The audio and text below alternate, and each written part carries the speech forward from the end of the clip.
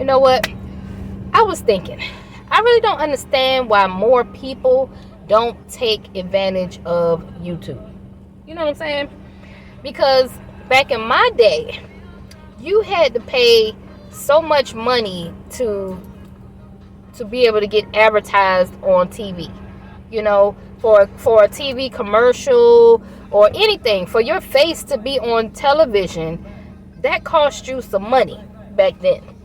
But here in 2020, the world that we live in, it is easy. You can literally use your phone, do a video, and upload it, and boom, you're on TV. So why aren't more people taking advantage of it? I don't understand it. It's crazy. Um, the reason why I feel like it's so important, I got a phone call from a company that was interested in doing a television show with me, okay, with our company, flipping houses, and they wanted us to go in and do the cleaning and film it, and this is going to be a real TV show, right? So how did these people find me? They found me on YouTube, okay, and I started my videos using my phone. It was a really crappy phone too, all right?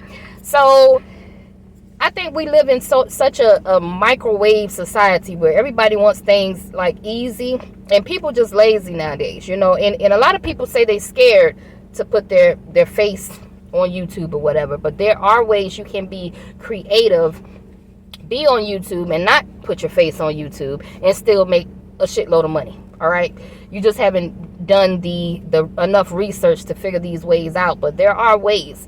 I listen to meditation videos all day that have millions of views, and it's really just the music and a video playing. Somebody owns that page. Whoever owns that page is getting paid a shitload of money from YouTube, and they don't show their face. All right, so I know if you showing your face is a problem, then there's other ways that you can make money on YouTube. And this is like, hey, once you get your page going, you could take a break and your money will still be coming in. This is really good money off of YouTube. I'm not sure why more people don't take advantage of it. I'm really not sure of it. I just wanted to make this video just to let y'all know, take advantage of YouTube, you guys, man. This company reached out to us. They was interested in doing a whole freaking TV show, right? And on this video here, I'm gonna give you a little sneak peek of the phone call. Check it out. A show like this that we're trying to kind of make the American version of is, you know, I'm not saying it's going to be the show that changes everyone's lives. It's a TV show, but we are so influenced by media, and there's a couple of reasons that I think you'd be amazing for it. Number one, you know, I'm not going to say, oh, you're going to harp on about your backstory all the time. No. But you're obviously reasonably open with it, and I think that gives people hope. Number one. Number two, you've actually riding again, you know.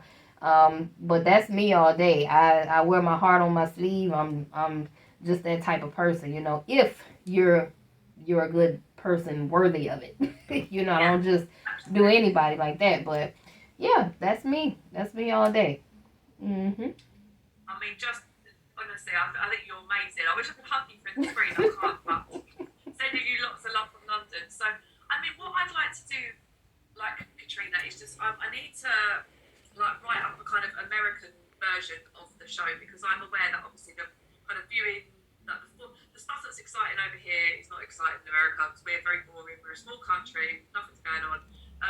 But there's a few things that I really like and I really want to kind of weave in there. Number one, and this is please, I'm not this no white saviour bullshit. My best friend is a black woman and she's a talent agent here in the UK, right? Wow. She's St. Lucian. She cooks me dinner all the time. We're best friends. But aside from that, me and her make it our kind of mission that, because we have, you know, I do TV, she does like radio, podcasts, things like that.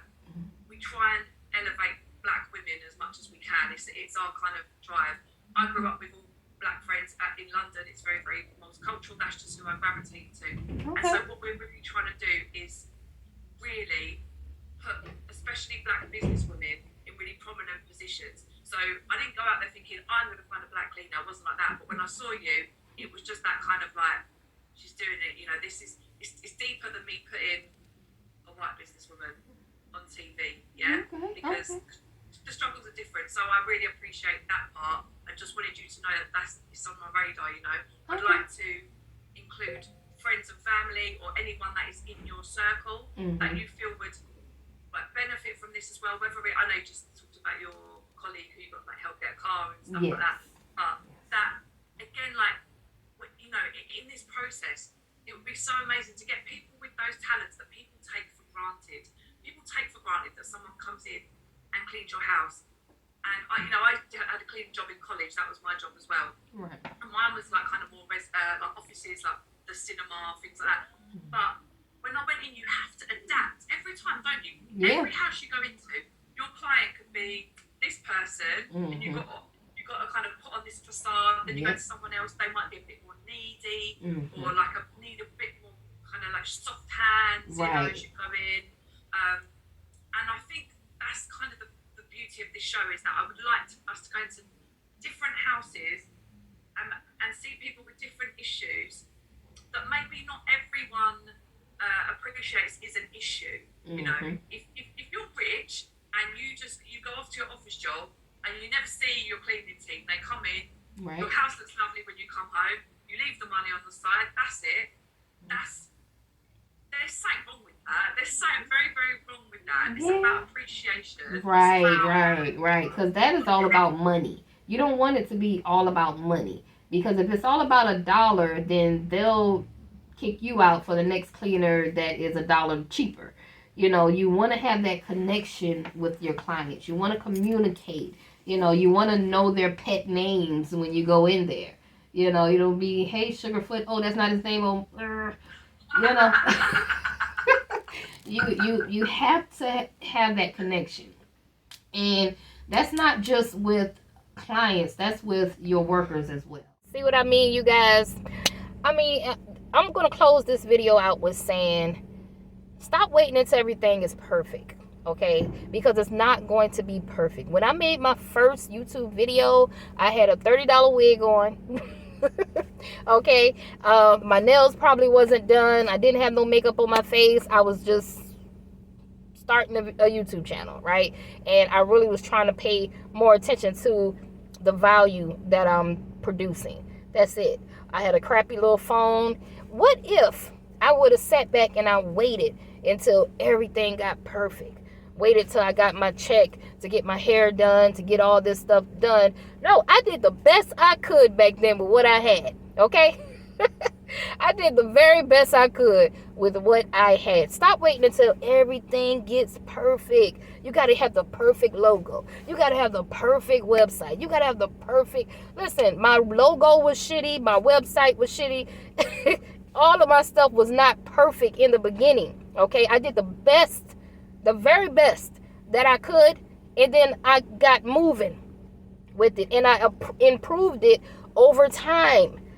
I see too many people that's stuck and you stagnant and you moving too damn slow because you waiting for shit to be perfect. It ain't gonna be perfect. I'm gonna let you know right now. Go look at my first video, okay? Go look at it. It ain't perfect. Okay?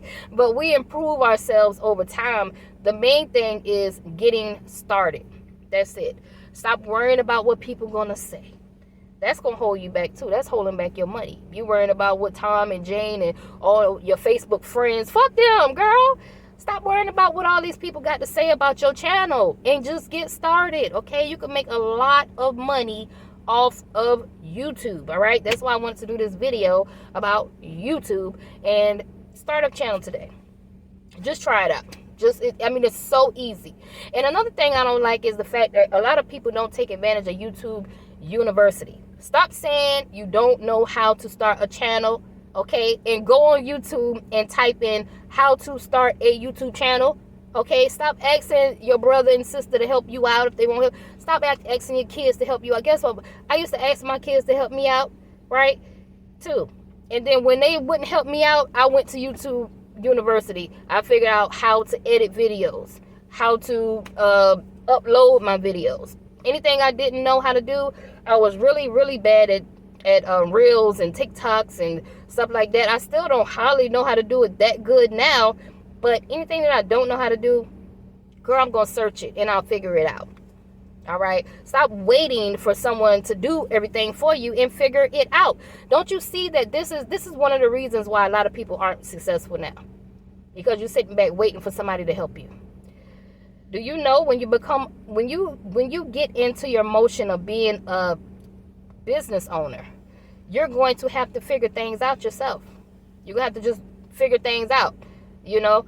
And if you can't figure out the basic stuff, you're going to fail.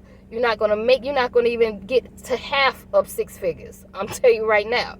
It takes a lot of thinking and a lot of figuring out and being self-driven, all right? So if you can't do it in the beginning, you're not going to be able to do it in the future either. So start now, right? Get started. Start a YouTube channel, all right? That's all I had to say. I'm out of here.